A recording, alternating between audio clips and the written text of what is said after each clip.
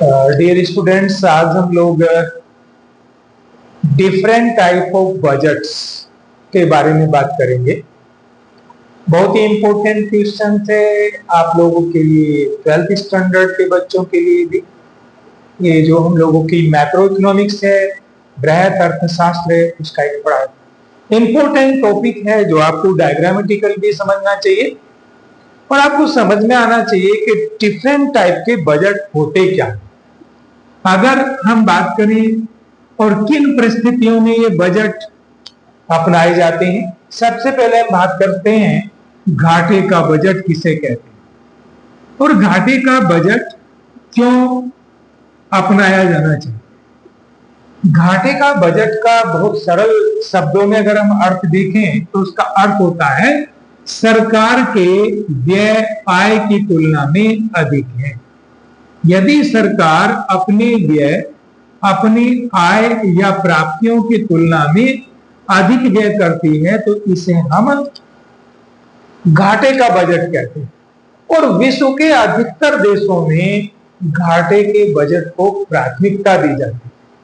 अब आपके मन में एक प्रश्न जरूर उठेगा, आखिर ऐसा क्या है कि सरकार खर्चा ज्यादा करना चाहती है जबकि उसकी आय कम है, प्राप्तियां कम है, ऐसा क्यों करती है? ऐसा इसलिए करती है क्योंकि सरकार के दायित्व हैं। हमारे देश एक ऐसा देश है जिसे हम कल्याणकारी राज्य कहते हैं, यानी सरकार का दायित्व है समाज का कल्याण करना। और अगर आप समाज के बारे में सोचोगे तो समाज में बहुत गरीब लोग भी हैं, बहुत पैसे वाले लोग भी हैं। ये गरीब लोगों से सरकार कर संग्रह नहीं कर सकती और गरीब लोगों पे खर्चा हमें ज्यादा करना है। उन्हें सड़क भी चाहिए, उन्हें शिक्षा भी चाहिए, स्वास्थ्य के लिए भी पैसा चाहिए, कपड़ों के लिए भी चाहिए, खाने के लिए भी सस्ती चीजें चाहिए, इन सबको उन्हें मकान भी चाहिए। आप देखते होंगे भारत सरकार के बहुत सारे कल्याणकारी कार्यक्रम इस समय चल रहे हैं। उज्ज्वला योजना के अंतर्गत 5 सिलेंडर तक फ्री ऑफ कॉस्ट और हाईली सब्सिडाइज रेट पे सिलेंडरों में गैस भी दी जा रही है और सिलेंडर भी फ्री दिए गए भारत सरकार। प्रधानमंत्री आवास योजना के अंतर्गत भारत सरकार ने ग्रामीण और शहरी क्षेत्रों में गरीबों के लिए मुफ्त में मकान बनवाए। हाल में जनगणना चल रही है, मकानों की जनगणना आपको पता होगा 22 मई 2026 से लेकर 20 जून 2026 तक का जो कार्यक्रम है उसमें मकानों की गणना इसलिए की जा रही है ताकि सरकार के पास ये डाटा जा सके कि भारत में कितने लोगों के पास मकान की सुविधा है और वो अगर सुविधा है तो किस स्तर की है। उसमें सारे डाटा, किसी के घर में बाथरूम है, किचन है कि नहीं है, कितने कमरे का बाथरूम है, दीवारें किसकी बनी है, छत किसकी बनी है, जमीन किसकी बनी है, पानी की सुविधा कैसी है, खाना पकाने की व्यवस्था कैसी है, गैस है, चूल्हा है, किस तरह का। लगभग उसमें 34 प्रश्नों का एक डाटा सरकार पूछी है और वो 34 के 34 प्रश्न क्यों? ताकि हम कल्याण को अधिक बढ़ावा दे सकें। वर्तमान हमारे प्रधानमंत्री महोदय जो लगातार कहते ease life, ease doing business, दो तरह पे, यानी हमारा जीवन सरल हो, सुखमय हो, इस तरह की कल्पना। और पिछले दिनों अगर आप देखोगे जिन जिन प्रांतों में ये वर्तमान भाजपा की सरकार है उन सरकारों के मुख्यमंत्रियों को स्पष्ट निर्देश प्रधानमंत्री महोदय द्वारा दिए गए हैं कि जन कल्याण पे ज्यादा खर्चा हो, जन कल्याण पे ज्यादा ध्यान दिया जाए। और आप देख भी रहे होंगे शिक्षा और स्वास्थ्य पर दोनों क्षेत्रों में सकल घरेलू उत्पाद का 7.3% व्यय हो रहा है और विगत दशक में लगभग केवल स्वास्थ्य पर ही 1.3% ऑफ जीडीपी खर्चा बढ़ाया है। और ऐसे क्यों करती है उसे भी जानिए। अगर हम सारी अर्थव्यवस्था को पूरे मार्केट पर स्वतंत्र छोड़ दें, यानी सारा काम बाजार की शक्तियों के हाथ में दे दे, तो उसे समझिए उसमें क्या होगा और क्यों एक देश को घाटे का बजट बनाना चाहिए, तब आप और बेहतर रूप से इस विषय को समझ पाओ। तो उसे समझिए, अगर लोगों की आय में वृद्धि होगी तो उनका उपभोग भी बढ़ेगा, लेकिन आय की तुलना में कम, और ये जो बचतें बढ़ेंगी इन दोनों का अंतर, उपभोग और आय में बढ़ोतरी का अंतर बचत होगा, ये स्वतः निवेश के बराबर नहीं होंगे।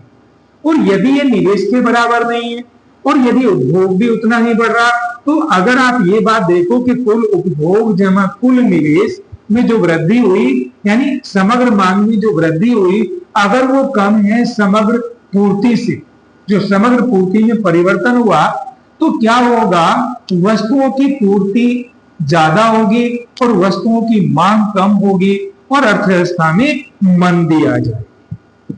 बच्चों ये बात मैंने तो बहुत सरलता से आपके सामने कह दी।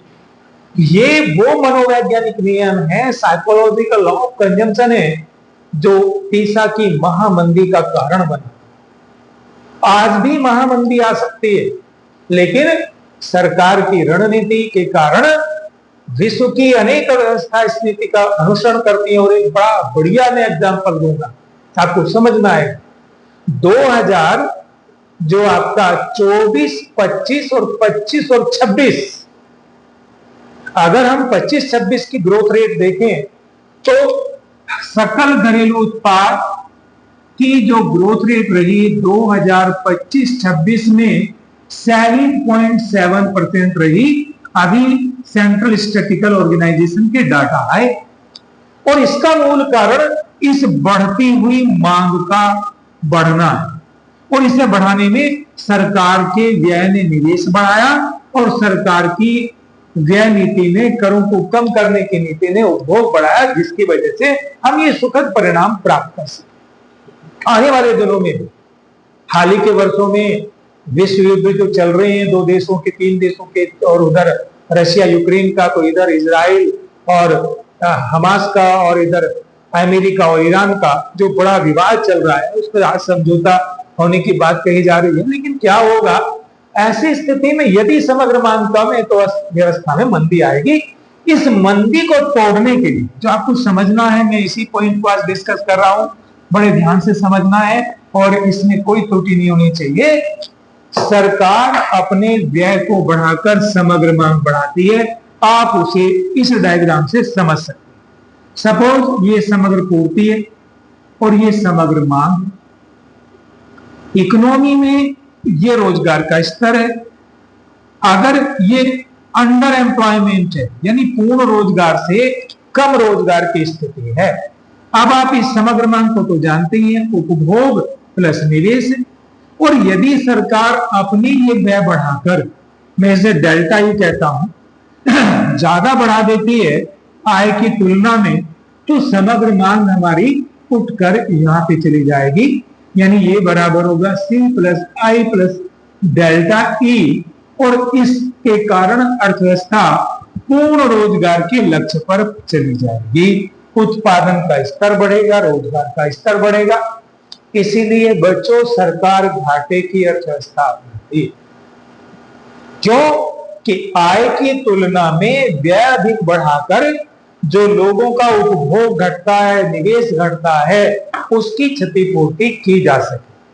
आज मैं इतना ही डिस्कस करूंगा आप लोगों के लिए। छोटे छोटे वीडियो हैं, इन्हें गंभीरता से देखिए, और कोई भी प्रश्न आपके दिमाग में आता है तो मुझसे प्रश्न करिए। इंग्लिश मीडियम का इसी टॉपिक पे हम कल बात करेंगे, जो हमारे CBSE बोर्ड के स्टूडेंट्स हैं। Thank you.